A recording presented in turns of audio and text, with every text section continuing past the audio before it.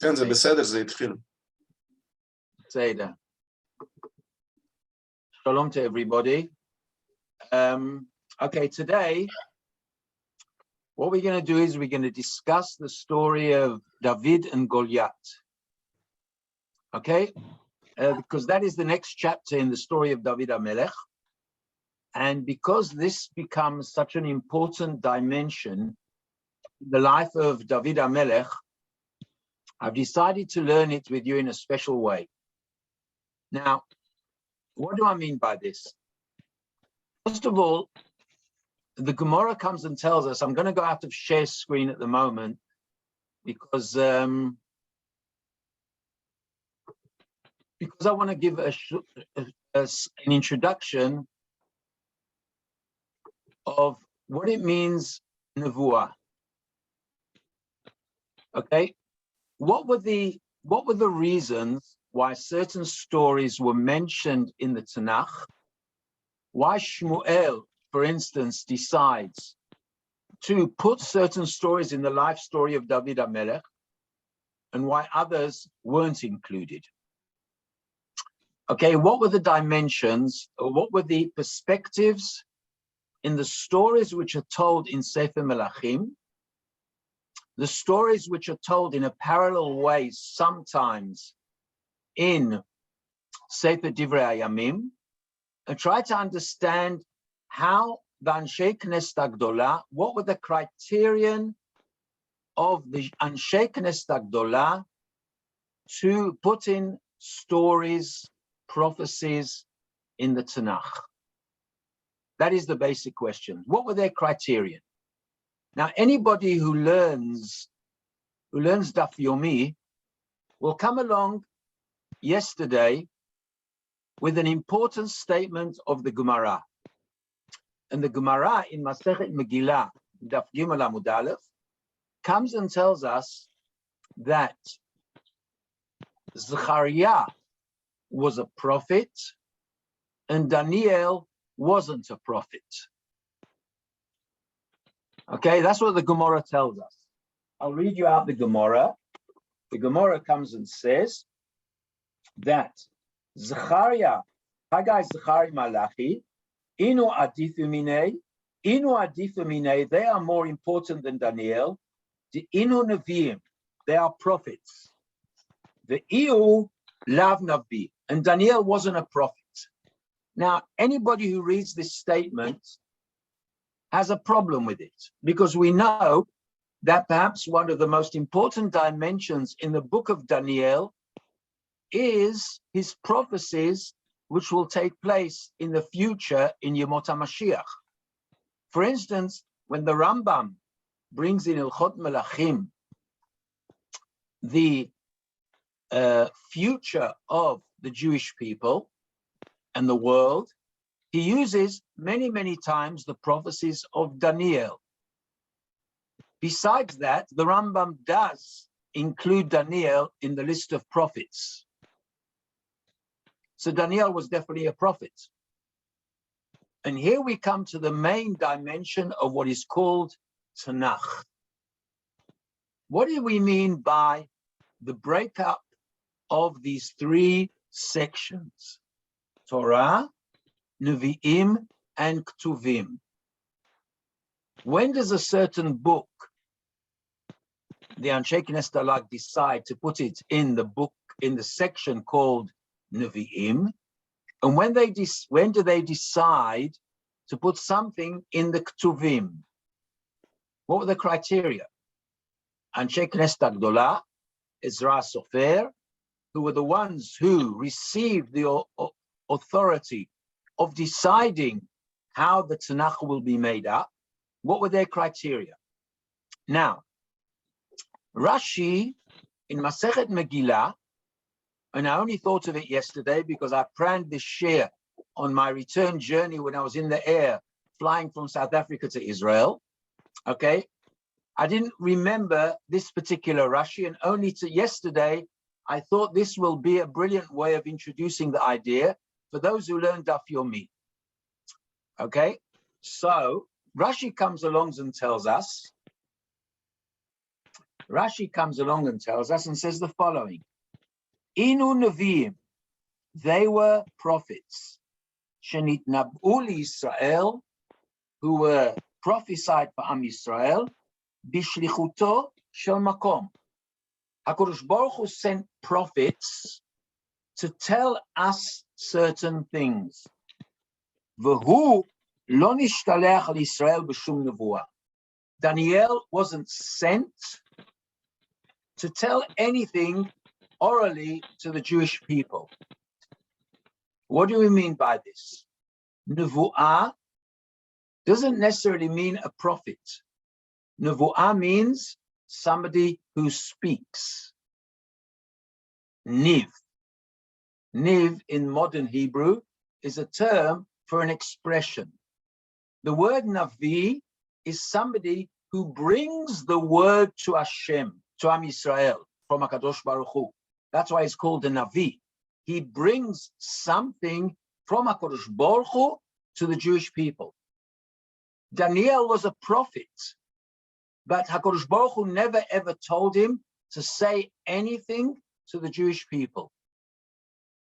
And therefore, everything which he was told, he wrote down. Ktuvim are the books where the objective of it is to be written down. Writing. And that's why it's known as Ktuvim. And if we say it, we know that where do we learn this definition from? This definition, in actual fact, comes out very clearly in the Amidah of Rosh Hashanah.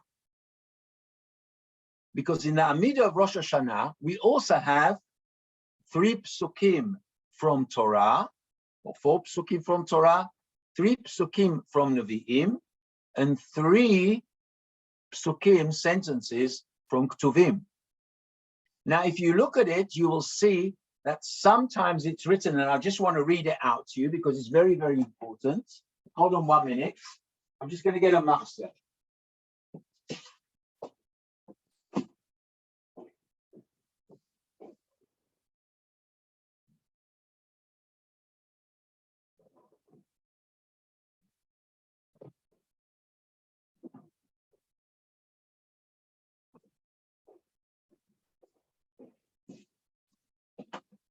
Okay. In the machzor, it's written the following. In the introductions to Musaf, in the introductions to each part, it's written here. Uvedivrei kodshecha katuv leimor. Uvedivrei kodshecha katuv leimor. That's for Ktuvim. And when it comes to Nevuot, it's written, V'al yedei avadecha hanvi'im katuv leimor. There are divrei kodshecha and avadecha hanvi'im. When it comes to Nevi'im, the words did not come as written words. They came orally, and they were spoken. That is the difference between Nevi'im and Ktuvim, and that's what Rashi means in Masechet Megillah. Daniel said many, many things, but the objective was not that they should be said, but they should be written. Nevi'im is something which is said. Now, this determines whether Sfarim are written in the parts which are Nevi'im. No, they're not. All the verses are from Tehillim, but it doesn't make any difference because the concept is the same. Ktuvim divrei kodshecha, the holy words, because they are words as written. Nevi'im is that they are spoken. And that's what Rashi means to say in Masechet Megillah, that Masechet Megillah, Rashi says that Nevi'im, their words were sent, HaKadosh Baruch Hu sent them to tell Am Yisrael certain things. Whilst Ktuvim, their objective was to be written for future generations, because that is the difference. Nevi'im, something which is oral, is for the particular time. And Ktuvim is things for the future. Now, Where do we learn this from? Let's look at another Rashi in Masechet Chulin, which this I remembered, and I didn't remember the Rashi in Masechet Megillah. Let's go back to do the share screen, and you'll see exactly what I mean. Okay, Rashi says, what is Torat Moshe in Masechet Chulin, line number 5? Torat Moshe kruya Torah, lefi shenitna Torah ledorot, v'shel nevi'im lo kari ela Kabbalah. Divrei nevi'im are considered divrei Kabbalah. Shekiblu miruach hakodesh. Kol nevu'ah unevu'ah. Every single prophecy, lefi tzorech hasha'ah, for the need of that particular time, generation, v'hador, v'ha'ma'aseh. So therefore, every single story or every single prophecy in Sifrei Nevi'im are particular, are specific for certain generations, specific for time, specific because of actions. And that's what the Gemara comes and tells us in Masechet Megillah. Harbei Nevi'im amdu lahem liYisrael. Many prophets that Am Yisrael had.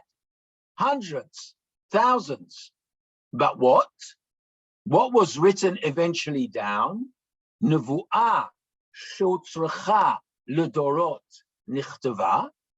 Nevu'ah which were need for future generations were written. V'shelo utzrecha lo nichtava. That means we have two dimensions. There were hundreds of prophets. Okay? What were decided? What did Ezra Sofer decide to write? Ezra Sofer decided to put in the Nevu'ot only things which had relations or ideas which future generations will need. Now let's ask ourselves, why does Shmuel Hanavi tell us the story of David and Golyat? What do we need it for? What is the objective? What does a story come to teach us? That David was a Hercules, that David HaMelech managed to kill the giant. Big deal. What does that mean for us? So therefore, what we're going to discuss today is we're going to discuss a new dimension of the story of David HaMelech. But what's more important is how David HaMelech perceives himself through this action. What do I mean by this? I mean by this the following. Remember, David HaMelech writes Sefer Tehillim. In Sefer Tehillim, we have David HaMelech's perspective over what occurred to him in his life. He writes Tehillim at different periods of his life. Anshe Knesset Gdolah decide that certain chapters or certain poems or writings of David HaMelech will be put in Sefer Tehillim. So therefore, we're going to learn the story of David and Golyat. We're going to learn what were David HaMelech's chidushim, new ideas, which he reveals to the world. And then we're going to see how David HaMelech uses this story in Sefer Tehillim, and how it manifests itself in a previous prophecy. That is our objective today. That is the introduction. Nevi'im, Ktuvim, objectives, ideas, etc., etc. Question? Now, yes. Isn't though these statements here in the Gemara, are they contradictory? Meaning, at first he says that Nuvuah is only for the current time and place and need, but yet then it says, but it was then Nichtava Very good. Is that a Hundreds, contradiction or not? very good, Harold. I'll explain to you in greater detail. When a nevuah is given by HaKadosh Baruch Hu, when a HaKadosh Baruch Hu transmits a certain message to a Navi, and that Navi has to go out and tell Klal Yisrael exactly what HaKadosh Baruch Hu says to him. For instance, Yirmiyahu, Yecheskel, Shmuel, etc. All these HaKadosh Baruch Hu transmits to Am Yisrael at that particular time. Now the question is, Anshe Knesset Agdolah have manuscripts of Nevuot. What do they decide to put into the Tanakh? So when the Nevuah is given, Harold, when the Nevuah is transmitted from HaKadosh Baruch Hu to the Navi, and the Navi to Am Yisrael, that Nevuah is Tzorech Sha'ah, Dor, V'Maaseh. That is at the time when the Nevuah is transmitted. What do the Anshe Knesset Agdolah decide to put in the codex of the Tanakh? That is only things which have need for future generations. That means Nevuah has got two dimensions, the oral side and the decision how to put it and what to put in the Tanakh. Is that clear, Harold? Got it, yeah. Right. So therefore, we learn from this that any story which Shmuel decides to write down and the Anshe Knesset Agdolah decide to put in the book of Shmuel, they then decide that the story of David and Golyat has to be written because this is Nevuah Shutzrechu Ledorot. Right? This is a Nevuah which is necessary for future generations. So what is the necessity for future generations in the story of Golyat, David and Golyat? That is our basic question. Is that clear to everybody? Because this is the principle which we're going to use, and it's going to take us time. Now, I've tried to create for you italics, because in the italics we will see the idea which will permeate this shiur. Let's start, guys. Okay. Vayamod, and I'm not reading the whole chapter because I've taken out the idea which I want to bring out.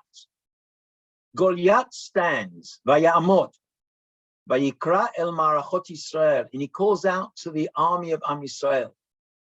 Vayomer lahem, and he says to them, Lama teitzu la'aroch milchama. Why do you need to make a war? Halonichia plishti, I'm the Philistines. Va'atem avadim leShaul, and you are servants to Shaul. Bru lachem ish v'yered alai. Let's have a boxing match. Let's have a fight. And whoever wins, he will be subservient to one another the other. Okay, Achilles, etc., etc. You all know the stories in Greek mythology. Okay, they take one soldier and they fight, and that's the decision which they decide to do, how to go about it. Vayomer Plishti, and the Plishti says, Ani chirafti et marachot Yisrael. I have disclaimed, I've shamed up the army of Am Yisrael. Hayom hazeh, Tnuli ish, let's take a man, v'nilchama b'yachad, and let's fight together. Vayishma Shaul, v'chol Yisrael divrei Plishti ha'ele, and Shaul and all of Am Yisrael hear this Plishti, vayichatu, and they were petrified, vayir'u mu'od, and they are so scared. Vayigash haplishti, this Philistine, every single day for 40 days, hashkem va'erev, vayityatzeb 40 yom. And he stands there for 40 days. Every single day, He comes out, mocks Am Yisrael, mocks everybody, creates fear and trepidation, and this is what he does. Now, we're learning Mitzvah Hashem, the explanation of Chazal. What does it mean, Hashkem va'erev, and what is this Arba'im Yom? Remember, Arba'im Yom, 40 days, is a motive in Tanakh. 40 days of the flood. 40 days, Moshe Rabbeinu is now Sinai. 40 becomes a certain concept, a motive in Tanakh.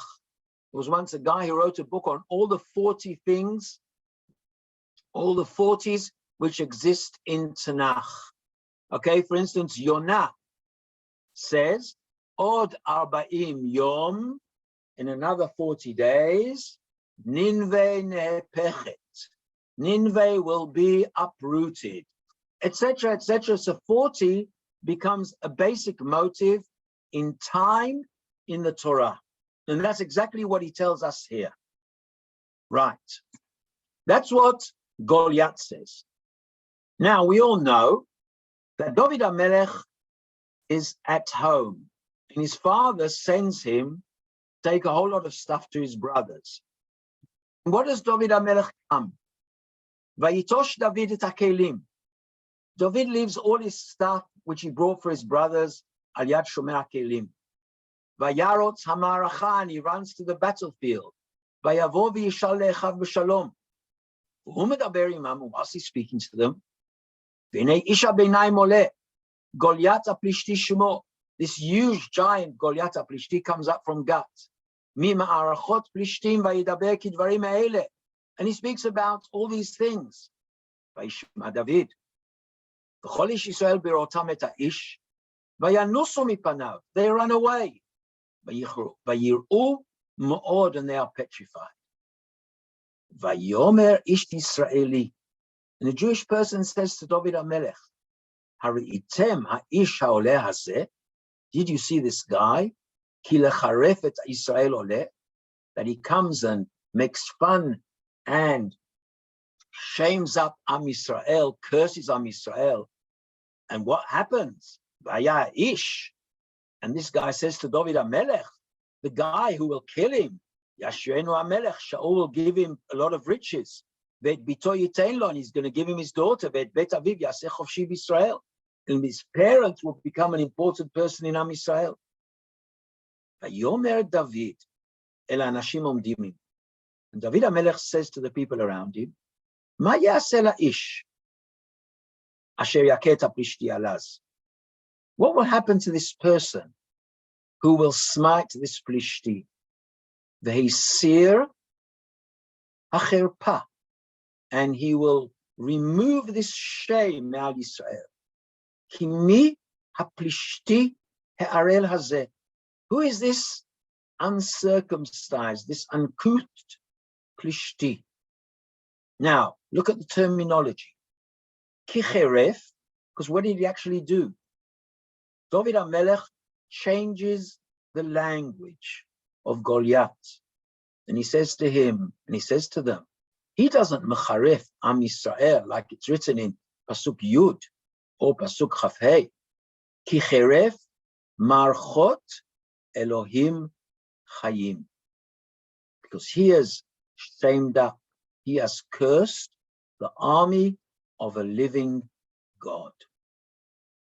Now, David HaMelech changes over the perspective. He changes the perspective of what's going on here. He says to them, guys, we're not talking about Am Yisrael, we're talking about the Am Hashem. And if HaKadosh Baruch Hu, and if this person is cursing and shaming up Am Yisrael, he's shaming up HaKadosh Baruch Hu. That is a new perspective. And they answer him,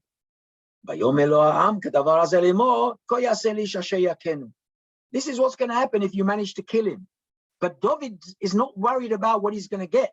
What's David HaMelech worried about? He's worried about the status of the Jewish people. It's not something which is personal, whether I'll manage to kill the goy or not kill the goy. Look who he is, look what he's saying. And then David HaMelech decides to go up to Shaul. Vayomer David el Shaul, Ro'eh hayavdecha. Your servant was a shepherd, la'aviv batzon. Uvahariv et adov, and the lion and the bear came, and asaseh me'eder. And a lion and a bear came and took one of the sheep. V'yatzati acharav, and I ran after him. V'iketi v'yitzalti mipiv. Vayakom elai. And the animals came up against me. V'echzakti bizkano v'ekiti v'amitiv. Gam et ha'ari v'gam adov hikavdecha. Vaya plishti ha'arel hazeh. Is this plishti any better than the lion and the bear? Of course not. Because a person who shames up, who behaves like this, is far worse than an arin and a dov, ki cheref marchot elokim chayim. He says to Shaul, Shaul, you think this is against Am Yisrael? No, this is not coming against Am Yisrael. This is coming against HaKadosh Baruch Hu. Vayomer David Hashem, Asher itzilani miyad ha'ari miyad hadov. Hu yatzileni miyad ha'plishti hazeh. Vayomer Shaul et David, lech v'Hashem yeh imcha. And then carries on, Vayomer David el ha'plishti, ata ba elai b'cheru v'chanit u'v'chidon, v'anochi ba elecha b'shem Hashem tzvakot Elokei ma'arachot Yisrael asher charavta. I'm coming to you in the name of God, Hashem tzvakot, Elokei ma'arachot Yisrael asher charavta. Hayom hazeh, this day, Yisagercha Hashem biyadi. Line number 44. Hashem biyadi. V'iketicha, I'm going to smite you. V'asiroti et roshcha me'alecha. V'natati peger, I'll make into you. A peger is a corpse. Machane plishtim hayom hazeh, lo'of hashamayim ulchat haaretz, v'yedu kol haaretz ki yesh Elokim Yisrael. What is known as a paradigm shift. This is a paradigm shift, Rabotai. Because what is David HaMelech teaching us? David HaMelech is teaching us that anybody who comes up against Am Yisrael automatically fights against HaKadosh Baruch Hu, and if he fights against HaKadosh Baruch Hu, then our victory is a victory of HaKadosh Baruch Hu. In line number 44, V'yedu kol haaretz ki yesh Elokim Yisrael. David HaMelech is teaching us a new lesson. This young boy is teaching us a lesson.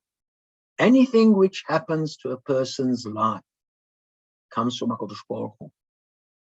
And David HaMelech feels that his victory over the lion and the bear is from HaKadosh Baruch Hu.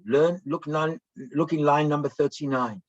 Vayomer David, Hashem asher hatzileni miyad ha'arim min hadov. David HaMelech is teaching all the Jewish people a new lesson. There is nothing in the world, okay, which doesn't happen besides HaKadosh Baruch Hu saying, or what we say every single day, V'ata mechayeh et kulam. You give life to everybody. And David HaMelech is teaching us this concept, this vital concept, which often gets hidden because we live in a world of nature. And the minute we live in a world of nature, we don't see HaKadosh Baruch Hu, and David HaMelech is teaching us exactly that. That is the paradigm shift of David HaMelech. Now, if there are any questions, please ask, because we're going to this in a lot deeper way now. Okay, and he carries on, V'yadu kol hakal hazeh. He says, David HaMelech says, all these people who are here, all the people, the Jews, the Philistines, all this congregation will know, Ki lo b'cherev u'v'chanit yoshia Hashem. It's not the sword, it's not the spear. Ki l'Hashem hamilchama v'natan etchem biyadeinu. Now, this is the chidush of David HaMelech. This is a nevuah shutzricha ledorot. Okay, he's fighting against the concept of kochi v'otzem yadi asali et hachayil hazeh. It's not me. It's not the armament. It's not this. It's because HaKadosh Baruch Hu has arranged and has planned from above that he will, Am Yisrael will win, or chas v'chalila, Am Yisrael will lose. And David HaMelech is putting himself completely in the hands of Hashem. That is the feeling, the emotions which are created in this story. And that's why Shmuel and the Knesset HaGedolah feel that it's become a new concept which now becomes from emotions, which perhaps people feel, but often they don't know how to express it. And here, David HaMelech expresses it in a cognitive way, in a clear way. Right. Are there any questions? Please ask until now, because from now on, we're going to dive deeper into these chidushim of David HaMelech. Well, the obvious question is, we haven't seen it in our lifetime. Or you're saying the Holocaust is something that God wanted. No. And Baruch Hashem, what have you seen in your lifetime, Phil? I've seen some things happening, such as the establishment of Medidat Israel. And you saw the 6-day war, and you saw Milchemet Yom Kippurim, and you've seen Entebbe, and you've seen Baghdad being the what's it called, the core, what's it called, of the Iraqi, what do you call it? The Iraqi nuclear reactor, and you've seen the Gulf War, and you've seen goodness knows how many missiles being sent over. Okay, and Baruch Hashem. What about the other things? In other words, we stand in a position where the brightest minds of our generations, and we don't know why there was a Shoah. The mezuzah was upside down. The bracha wasn't made sincerely.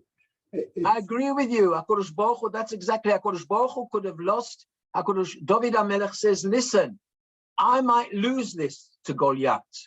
I might lose it. There can be a Shoah. 100%. We don't know the cheshbonot. But David HaMelech is teaching us that the minute Lashem Milchama, the minute we believe that Lashem Milchama, then either we will win or we will lose.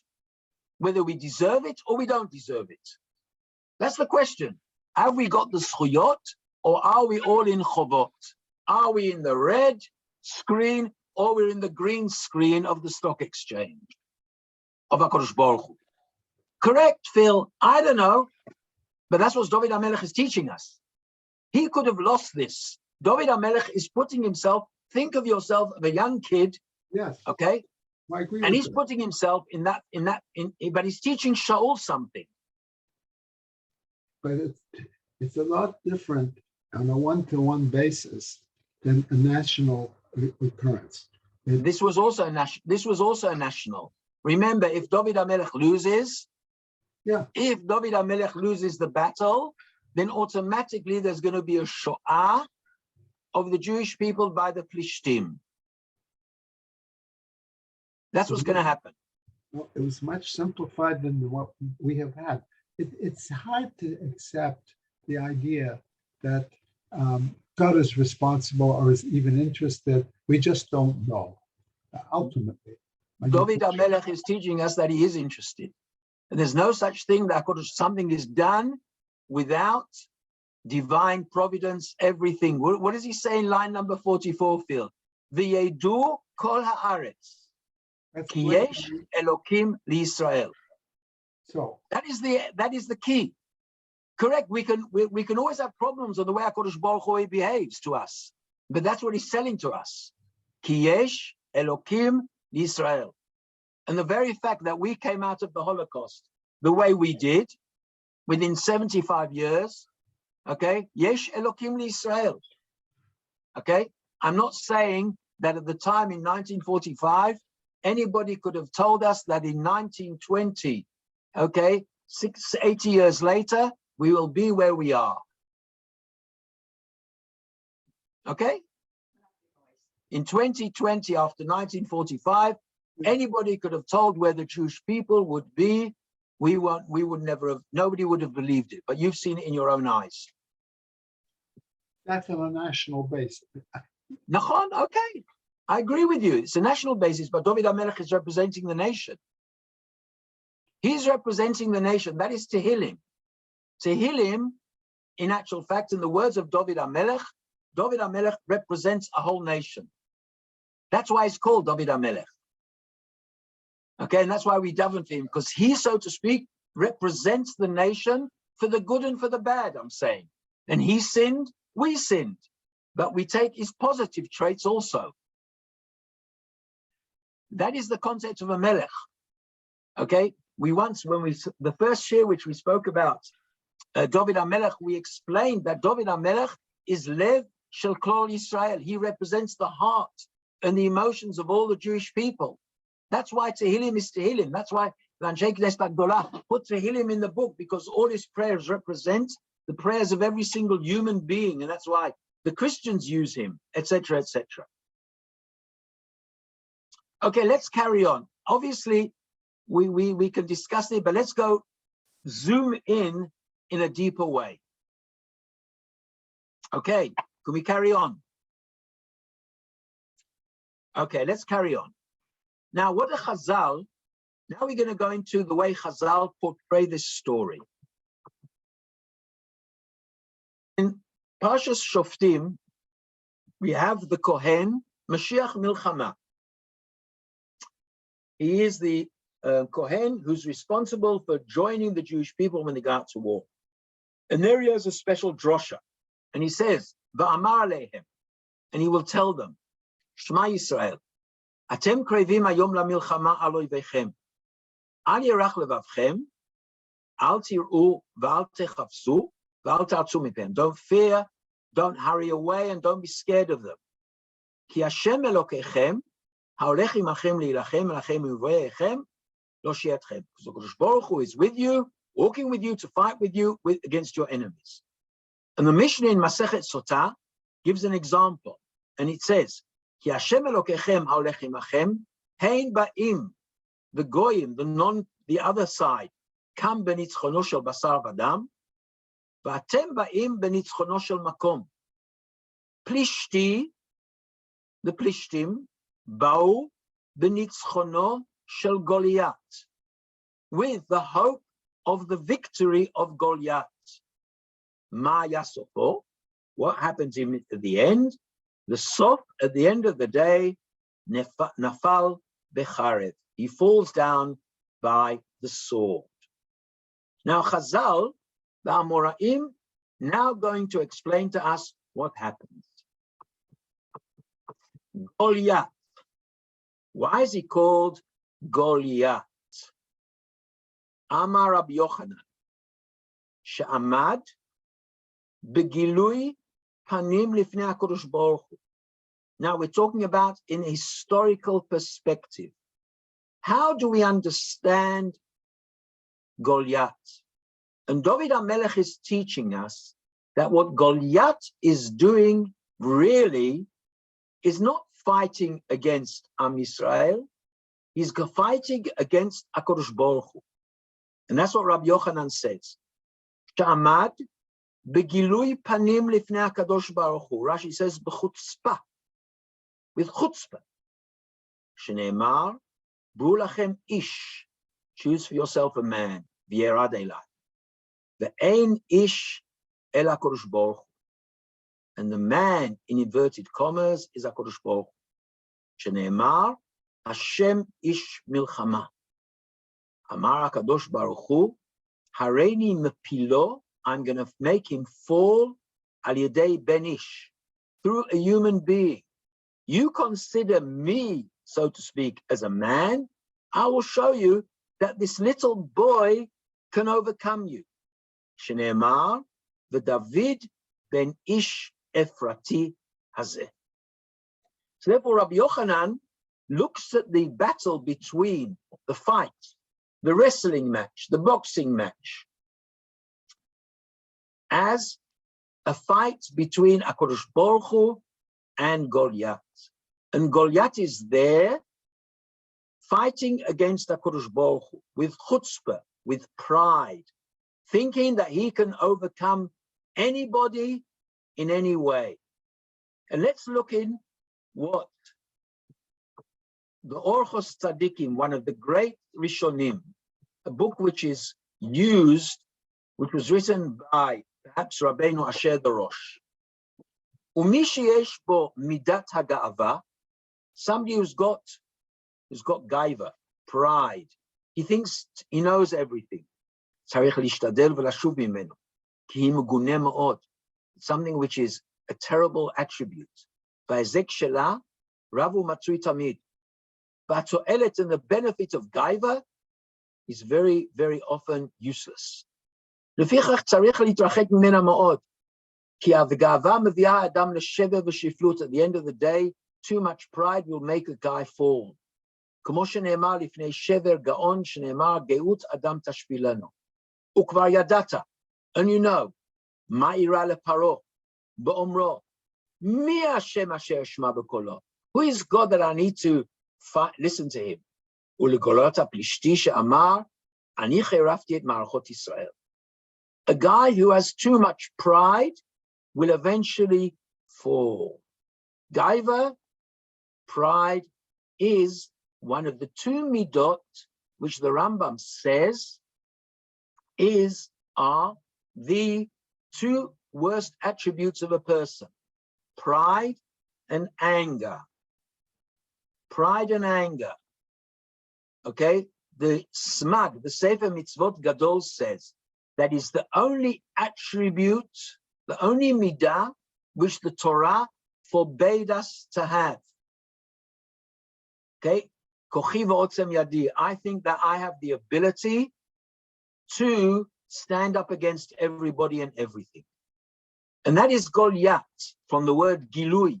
He reveals to everybody who he thinks he is. And when you reveal to everybody who you think you are, then you'll eventually fall. And that's what Rashi means, b'chutzpah, and his name, and that's what the Gemara comes and tells us. The name of a person represents the attributes. Okay, that's why we give a name at a bris, and that's why we give a name of a girl at Aliyah LaTorah, because the name is like a prophecy of who that person is going to be. Okay? It's like a prophecy which is given to parents at the time when they're going to call their children the name, at the time of a bris and the time of an Aliyah LaTorah. And then comes the Gemara and carries on in line number 75. Vayigash haplishti hashkem va'erev. And the plishti came morning and evening. Amar Rabbi Yochanan, kidei levatlan mikriyat shema shacharit va'arvit. He comes in the morning and evening in order that the Jews should hear the screaming voice of this giant, and they can't say Shema. They don't have the ability. They can't concentrate. All they hear is this pounding voice booming at them the whole time. Okay, it's a well-known inverted commas torture that if you want to cause a person to stop thinking, you play him music in his room, and it more or less breaks the person psychologically. Okay, think to yourself being in a room, in a place where the whole time there's music going over itself non-stop. And it takes away man's ability to think. At the time when the Jewish people have to concentrate and say Shema Yisrael and have emunah, they hear this booming voice which stops them from keeping this mitzvah. That was his psychological, Rabbi Yochanan portrays it, the psychological torture of the Jewish people. And he does that for 40 days. Amar Rabbi Yochanan, Keneged 40 yom shenitna bahem Torah. Against the 40 years of 40 days where the Torah was given. Now, what does that mean? Now we have two Meforshim. The Be'er Sheva, one of the great Gedolim in the 16th century, says, Ulai yadao Torah shah, shemipnei kiyum kriyat shema, ein nimsarim biyadam. He knows that if they will say Shema, the Philistines will lose the battle. Hilkach ratzah levatlam. He used psychological torture. He wants to stop them from saying Shema. Dafka mikriyat Shema. Rashi says, why 40 days? She'ichra Torah litkabel. That means Am Yisrael, because of the sin of the golden calf, the Torah, the Matan Torah, was pushed away 3 times 40. The first 2 times 40. Because after the Egel HaZahav, there was twice 40 days, the 40 days of Moshe Rabbeinu asking HaKadosh Baruch Hu for Mechila or Sikha, and another 40 days for receiving the Torah the second time. And therefore, the sin of the golden calf represents a hafsaka, a break of 40 days at least. That is the way Rashi sees this story. Rabbi Yochanan comes and explains to us that the 40 days which Golyat was screaming is because of the punishment of the Egel HaZahav. The Sfat Emet goes a bit deeper and says the following: Vayityatzeb 40 yom, Amar Rabbi Yochanan, Keneged 40 shenidat Torah. Lefi aniyut dati, says the Sfat Emet, Dema sheratzah levatzlam mikriyat Shema, mishum de'it le'el she'alidei kriyat Shema notzchim b'milchama. V'ratzu levatzlam mem yom mikriyat Shema, neged mem yom b'kabbalat HaTorah. When Am Yisrael were accepting the Torah, they said Shema 40 days. Shepachot mimem yom, less than 40 days, od nishar zchut kriyat Shema mikodem, etc., etc. The tefillah psula, a tefillah which is pasul, yesh la tikun mem yom. And what happens is that Golyat, 40 days, doesn't let them say kriyat Shema. And this creates an unbelievable vacuum in the lives of the Jewish people. After 40 days of not saying Shema, in inverted commas, there was no hope left in the eyes and in the minds of the Jewish people. And HaKadosh Baruch Hu sends a messenger.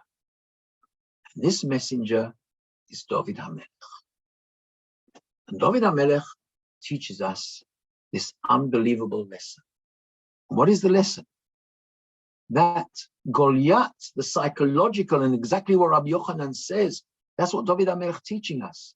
The fact that you couldn't say Kriyat Shema means to say that Golyat is fighting against HaKadosh Baruch Hu, and he's showing his kochot against HaKadosh Baruch Hu.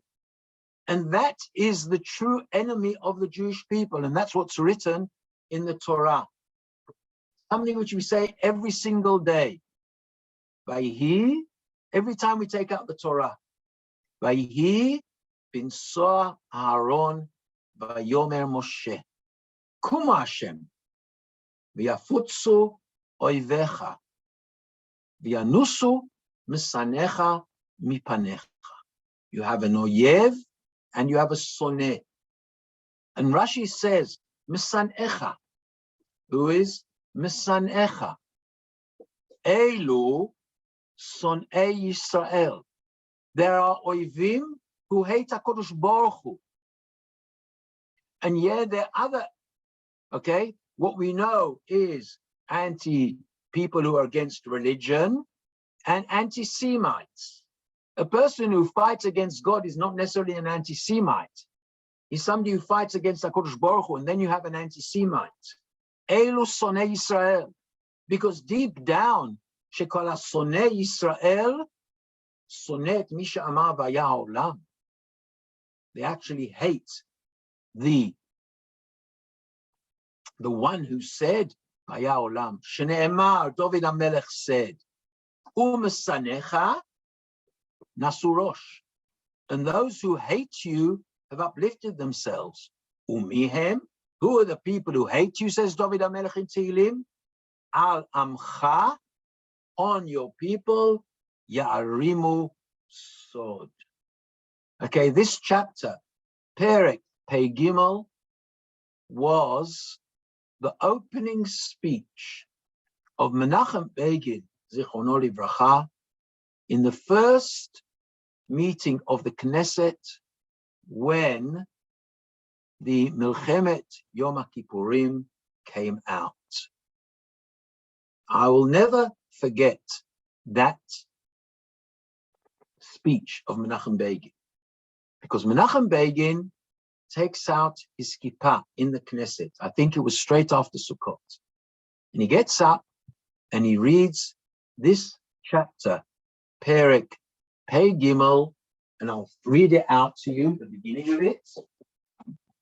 It starts off like this, and until now, this is said, this Perek Pei Gimel is said on Yom HaZikaron at the Kotel. And it starts off the following. It starts off by saying, Shir Mizmor La'asaf, Elokim al domilach, al techerash, v'al tishkot kel, ki hinei oivecha yemayun, u'mesanecha nasurosh, al amcha yarimu sod v'yitiyatzu al tzfunecha, amru lechu v'nachidem migoy, v'lo yizacher shem Yisrael od. And Chazal come and tell us, and Rashi comes along and tells us that Mesanecha are the people who hate Am Yisrael. And look in the Sifrei in line 108, 105.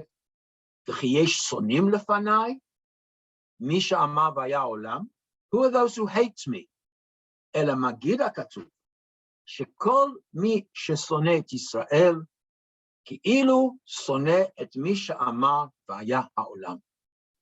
David HaMelech tells Shaul and tells all the Jewish people around him, don't think Golyat is running after territory. He's not running after the land of Israel. He's running to wipe out the Jewish people and wipe out the memory of HaKadosh Baruch Hu in the world. That is, in actual fact, the chidush of David HaMelech in this story.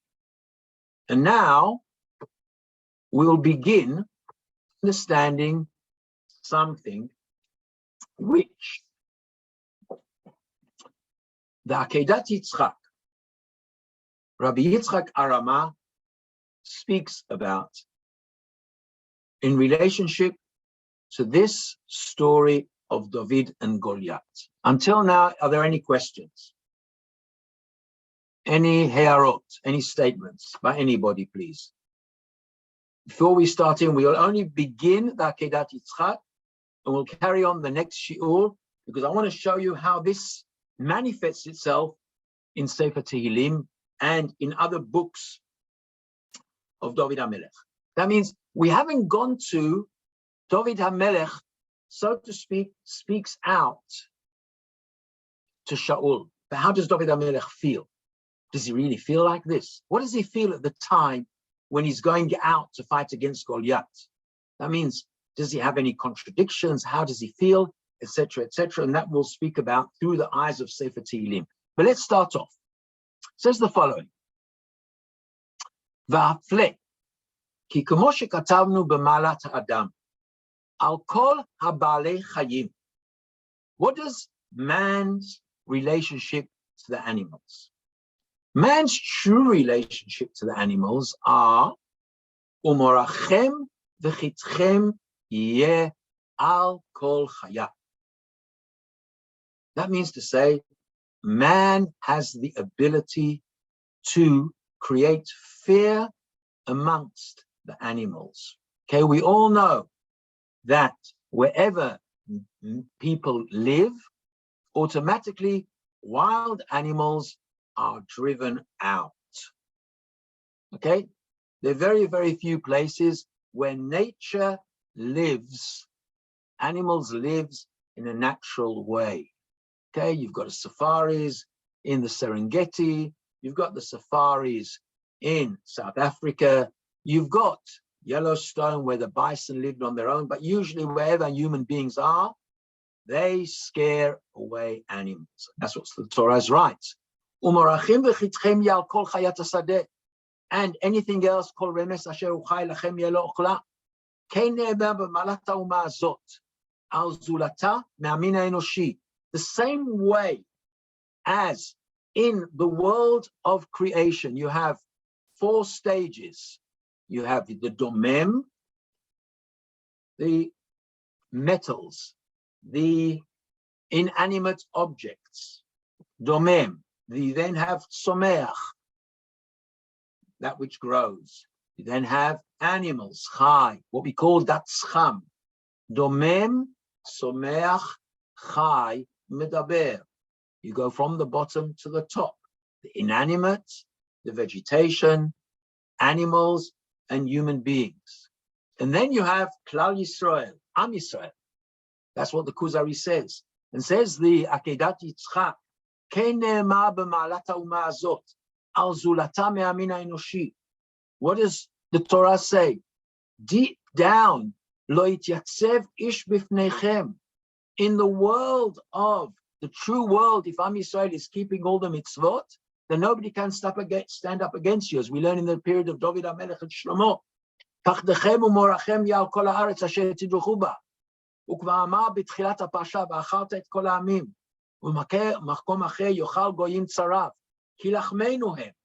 V'zulatam k'mo she'yitbeh b'parshat Aman sham mem aleph be'ezrat Hashem. So that means to say, Am Yisrael also have the ability to be on the pinnacle of the triangle. You have Domem, Tzomech, Chai, Medaber, and Klal Yisrael. Klal Yisrael could be at the top. And where do we see that? Uvekama mekomot yitba'er ki misgulat haTorah u'mitzvoteha. The sgula of the Torah and its commandments, lachnia kol ha'umot tachat zot ha'uma nivcheret. Everybody can come beneath Am Yisrael ka'achnea kol ha'nimtzaot kulam tachat ha'adam miteva yitzira v'kasher amam. V'zeh ha'inyan ha'nichbad ba'atzmo. And this concept was developed hu she'amad leDavid Adonenu binyan haplishti. This is what David HaMelech is coming to teach us. Even before Terem Yigalei Lav Dvar Hashem, even before HaKadosh Baruch Hu speaks to him, because this is what he wanted to teach the world. He wanted to teach the world that deep down Am Yisrael have the ability to overcome every single enemy. And in Mitzvah Hashem, the next shiur, we will continue from the Akedat Yitzchak, how he understands this idea of the battle between David and Golyat. And then we will see David HaMelech's perspectives of this incident in his life and where it takes place, how it takes place, etc., etc. Because whenever we learn about David HaMelech in Sefer Shmuel, we always have to learn it in conjunction with Sefer Tehillim and Divrei Hayomim, and to see the wider aspects of the stories of David HaMelech.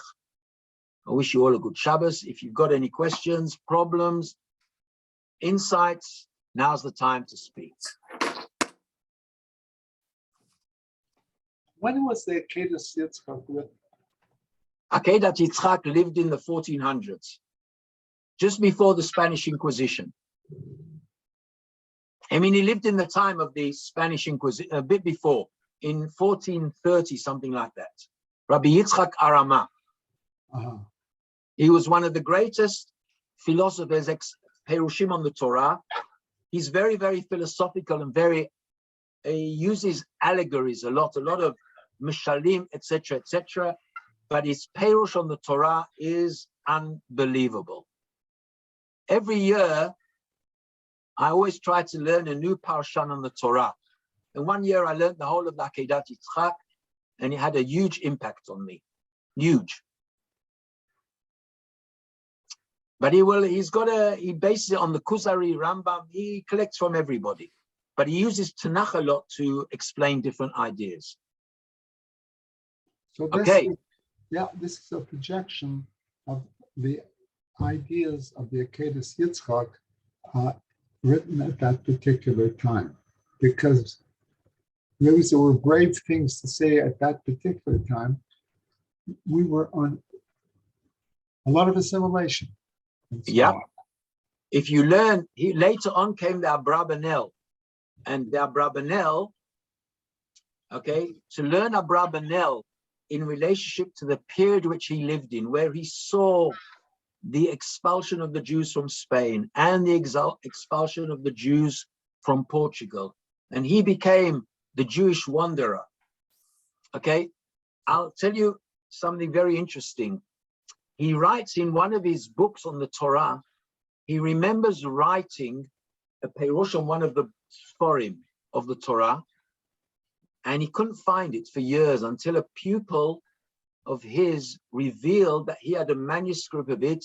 He was living in Padova, in Spain, in Italy, and his pupil was living in Corfu, one of the Greek islands. And he writes about, I don't remember which book, because I once gave about 5 lectures on Abrabanel, and I don't remember which sefer it was. But here again, you see these great Rabbonim going through what they went through, and they still have this ability to use this idea, what you said, Phil, of saying, when Am Yisrael are at the top, they're at the top, and they can be. Okay, and he saw what he saw, the Rabbi Yitzchak Arama in Spain, and his cell comes out about this idea, and it's a lesson of Emunah. Yeah, it's a good lesson. Thank you very much. Okay, we'll carry on in Mitzvah Hashem. 2 weeks' time, I think, is the next shiur. We'll carry on with the Akedat Yitzchak and go into it in greater detail. Good Shabbos, everybody. Shabbat Shalom. Shabbat Shalom. להתראות.